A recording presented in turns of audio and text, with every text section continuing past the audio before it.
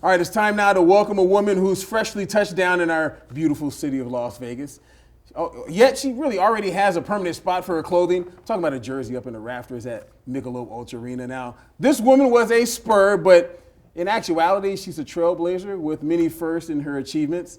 The first woman to coach an NBA game to win a title. Summer League, but we don't care about that. She won the title. She's a former baller that was given the nickname Big Shot Becky. I got to talk about that. But I'm talking about none other than the Las Vegas Aces head coach, Becky Hammon. How you doing? I'm good. Happy to be here. Happy to be here. I'm glad that you're here. Very glad that you're here. First day of training camp, you came in to talk with me, so. That's it. You got first dibs, Bryan. I'm here. That's what I'm talking about. I'm here. Big Shot Becky. We talked about this off camera, but you hit a lot of big shots for San Antonio? Huh? Enough to get a nickname. So, yeah, I went down there and, of course, they had Robert Horry in a Spurs uniform before. And so instead of Big Shot Bob, it became Big Shot Becky. And I guess it's stuck because you read about it somewhere. I guess it's stuck. If it's on the internet, it means it's true. So exactly. It must be true. It must be true. All right, so training camp started today. Have you had any time to sleep? I mean, you just got done with the Spurs. You guys made it to the playoffs or the play-in game. You come out here. Training camp starts immediately. Yeah, well, this job started immediately when I signed in late December, early January. So it's been a whirlwind for sure. Trying to get a staff in place, there's so many people, right? So many things you have to get organized and put in place. But my last official day with the Spurs was our last regular season game. We were in Dallas. And so had we played one of my teams that were in the play-in, that was my scout, I would have stayed through that. But since it wasn't my scout, myself, Pop, and our GM there decided to agree that the Dallas game would be the last one. And then we had the draft on Monday. So it just goes. It keeps going. Yeah. But have I slept? No. No sleep at all. I'll sleep in October. You'll sleep in October after the ticker tape parade down the Las Vegas Strip? I hope so. That's the goal. That's what I'm talking about. All right, so the video I can see behind me right here, having your jersey retired at Michelob Ultra Arena. I never really got a chance to talk to you about, kind of get your reaction. It's been a little bit, but I mean, how was that? I mean, the fact that you played for San Antonio, but still the same franchise, and get your jersey up there. Well, I think, Vegas. First of all, I think they tricked me because they really brought me in grooming me for this job that they were going to offer me. But yeah, I mean, Mark Davis and Nikki Fargas have done a tremendous job of keeping the tradition, keeping former players involved and trying to make everybody feel a part of the Aces family. And so when they did that this past summer, flew me and my family out and wined us and dined us a little bit. It was a great, obviously it's always an honor when somebody puts your name in the rafters. At that point I had no idea that a few months later we would be sitting down talking about, it was, a friend of mine worked for the organization and she said, Nikki Fargas would like to talk to you. And I was like, about what? Like, and she said, head coaching. And I was like, okay, yeah, I'll talk to her. And just the vision of Nikki and Mark, the people that they've been bringing on, the really visionary sell that they gave me, I was like, I have to be a part of this. I have to be a part of it. Yeah. So here I am. Here you are. Nikki Fargas was sitting in that seat last week. So I had her, and I was grilling her too, the tough question anyway. Yeah. So how about what Mark Davis has done? I mean, to be a part of the organization, the Raiders, but the money he's putting into it, building a new facility, you guys are really, really all family. Yeah, well, I mean, you have the people that say the right thing in front, and then you have the people that do the right thing behind the scenes, in front of the scenes, are forward thinking, really believe in what they're selling. And so when someone really believes, it also is not only what they're saying, but then they put their wallet into it, they put their heart into it, they put a lot into it when you believe in something so strongly. And Mark Davis is certainly leading the way, I know, in the WNBA. And so it's time that this game and these women get the respect and their dues. And so I couldn't be happier to work for this organization and to be a part of the Aces and the Raiders family. And Mark Davis and Nikki have been absolutely first class from not only from when they brought me in the summertime, but every other moment that I've spent with them. So I'm super excited to be a part of their team and their family. I got you. Well, not to throw anybody under the bus or anything like that. unless you want to. No, but what's different from the organization from when you played until now, as far as like just how things are done? I mean, you'd have to ask somebody like Kelsey Plum, De'Erica Hamby, who were actually on the team in San Antonio and then transitioned through there. The team was still, I was done playing when the team was sold. So they sold a year or two after I was done playing. You'd have to really talk to them about the transition and what it was like there and what it was like there. I only know what it was like in San Antonio. Yeah. I didn't know what it was like here. But those are a couple girls that when I was coaching with the Spurs early on, and they had runs, I'd come and play pickup with them. I think it was Kelsey's freshman year. Back when I did used to play a little bit more. Yeah, I thought you It's been 8 years, so I don't really play that much anymore. It's too much to recover. My body can't take it. I know a little something about that. I know a little tiny something about that. So.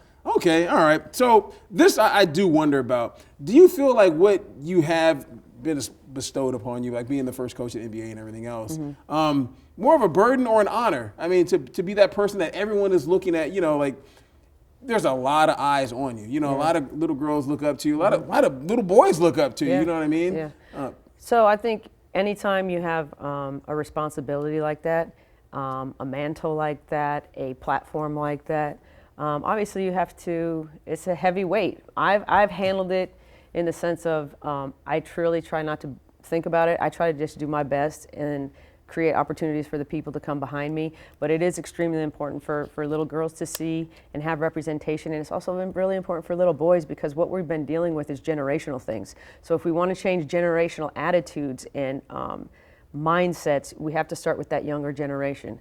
And so to be able to hold that mantle, and there's always a backside and a front side to every blessing. So was there other things that went on behind the scenes that were maybe frustrating at times or maybe weren't fair, or that you wanted to see this way, or the needle's not moving fast enough? I mean, yes, there's always those sides to it. But I try to stay focused on today and keep pushing forward.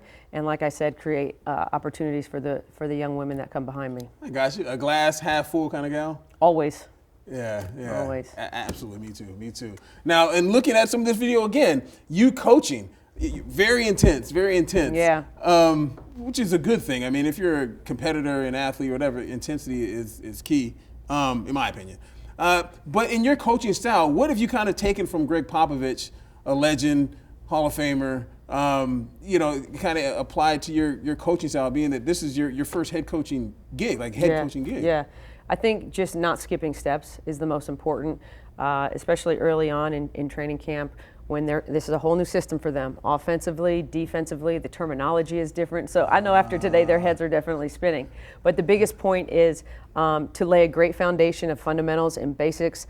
And you start with communication, right? So I think having a clear objective, this is your job, this is your expectation, now I can really start to hold you accountable. So I'm really trying to go and not skip steps in those areas to where now I can hold them accountable, and they can start to hold each other accountable because we're very clear on what we're doing out there, both offensively and defensively. Okay, and I mean, when you took this job, you had to kind of look at the cover and be like, goodness gracious, like, man, I got a lot of tools in my tool belt, like coming to the Las Vegas Aces. I mean, you guys have a really good team, and expectations are going to be high, but I mean, you had to be pleased with what you had to work with when you came here. Well, that would be the other reason why. I mean, we have championship mentality coming in, starting to work from day one.